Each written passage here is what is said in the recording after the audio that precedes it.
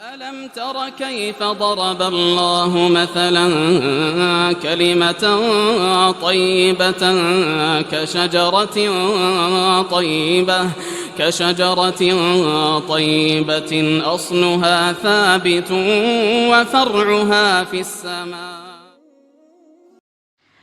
اعوذ باللہ من الشیطان الرجیم، بسم اللہ الرحمن الرحیم۔ رب اشرح لی صدری ویسر لی امری واحلل عقدۃ من لسانی یفقہوا قولی۔ اللہم صلی وسلم علی نبینا محمد وعلی آلہ وصحبہ اجمعین۔ السلام علیکم ورحمۃ اللہ وبرکاتہ۔ آج ہم سورہ بقرہ کی پہلی دعا سمجھنے کی کوشش کریں گے جو آیہ نمبر 67 میں آتی ہے۔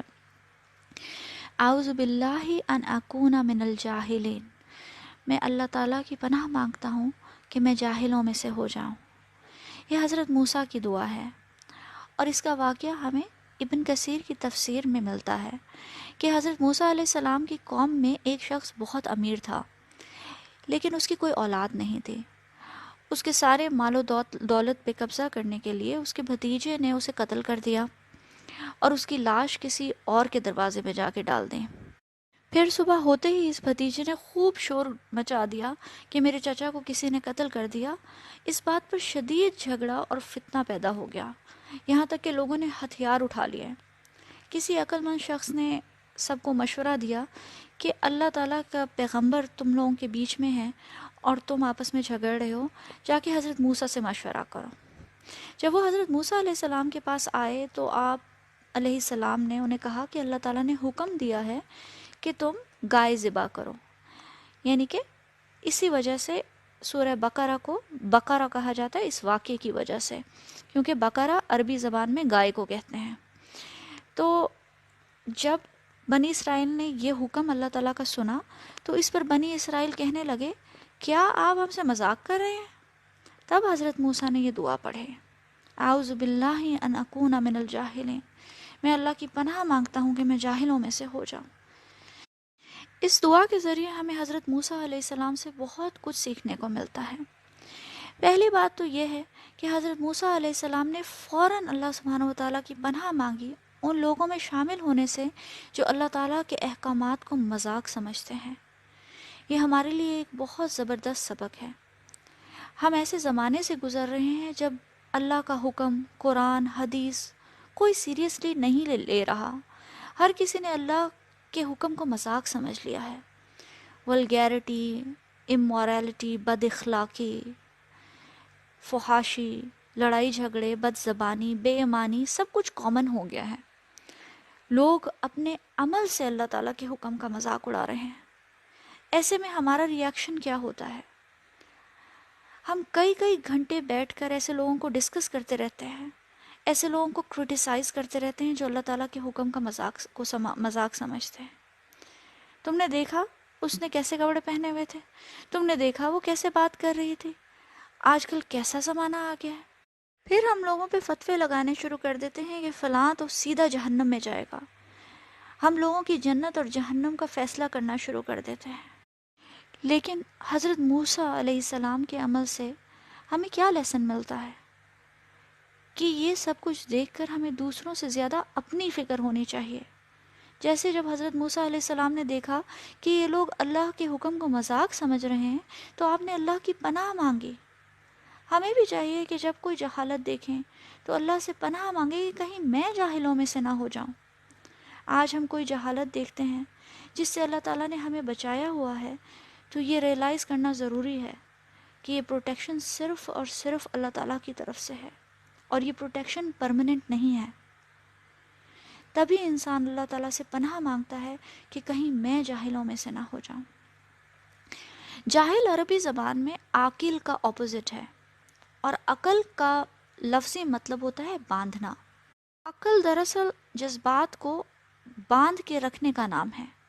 جاہل وہ شخص ہے جو اپنے جذبات اور ایموشنز کو کنٹرول نہیں کر سکتا۔ اس دعا کا ایک اور مطلب یہ بھی ہے کہ حضرت موسیٰ علیہ السلام نے بنی اسرائیل کا جب بیہیویئر دیکھا تو آپ علیہ السلام کو ڈر تھا کہ ان کی باتیں سن کر کہیں آپ غصے میں نہ آ جائیں، یہ نہ ہو کہ کہیں آپ اپنے جذبات کو کنٹرول نہ کر سکیں۔ اس لیے آپ نے فوراً اللہ تعالیٰ سے دعا کی کہ اے اللہ میں تیری پناہ میں آتا ہوں کہ میں جاہلوں میں سے ہو جاؤں۔ ہمیں بھی اپنی زندگی میں بہت بار ایسے حالات کا سامنا کرنا پڑتا ہے جب لوگ ہم اپنی حرکتوں سے، اپنی باتوں سے، اپنے عمل سے ہمارے صبر کو آزماتے ہیں، ہمیں غصہ دلاتے ہیں۔ ایسے میں ہمارا ریاکشن کیا ہوتا ہے کہ اب دیکھو اسے اگلی بار میں کیسا مزہ چکھاتی ہوں، اس کی ہمت کیسے ہوئی مجھ سے ایسے بات کرنے کی، اگلی بار میں اسے منہ توڑ جواب دوں گی۔ لیکن حضرت موسیٰ علیہ السلام کا عمل ہمیں کیا سبق دیتا ہے؟ اے اللہ میں تیری پناہ مانگتا ہوں کہ میں جاہلوں میں سے ہو جاؤں، ان لوگوں میں سے جو اپنا غصہ کنٹرول نہیں کر سکتے، جو اپنی زبان کنٹرول نہیں کر سکتے، جو اپنے ایموشنز اور اپنے جذبات کنٹرول نہیں کر سکتے۔ اللہ تعالیٰ نے بھی ہمیں ایسے موقعوں کے لیے، ایسے لوگوں سے ڈیل کرنے کے لیے ایک بہترین نصیحت کی ہے، ایک ماڈل بیہیویئر بتایا ہے۔ وَإِذَا خَاطَبَهُمُ الْجَاهِلُونَ قَالُوا سَلَامًا، اور جب جاہل لوگ ان سے مخاطب ہوتے ہیں تو وہ ان کو سلام کہہ دیتے ہیں۔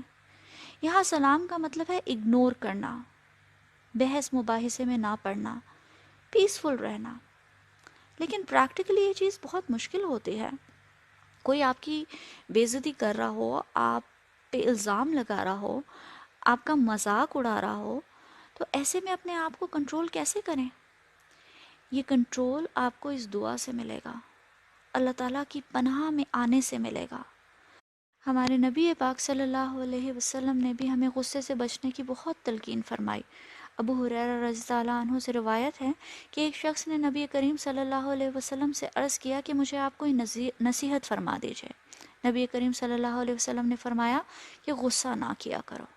اس نے کئی مرتبہ یہ سوال کیا اور نبی کریم صلی اللہ علیہ وسلم نے ہر بار یہی جواب دیا کہ غصہ نہ کیا کرو۔ یہ صحیح بخاری کی حدیث ہے 6116۔ ایک اور روایت کے مطابق سلیمان بن سرد رضی اللہ عنہ نے بیان کیا کہ دو آدمی آپس میں گالم گلوچ کر رہے تھے۔ ایک شخص کا منہ سرخ ہو گیا اور اس کی گردن کی رگیں پھول گئیں۔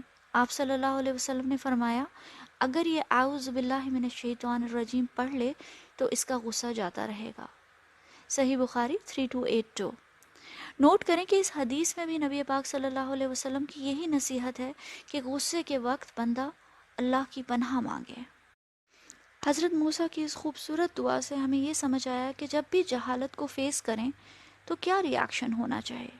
سب سے پہلے تو اپنی فکر کرنی چاہیے، لوگوں کو جج کرنے کے بجائے، ان کی جنت جہنم کا فیصلہ کرنے کے بجائے اللہ کی پناہ مانگیں کہ کہیں ہم بھی جاہلوں میں سے نہ ہو جائیں۔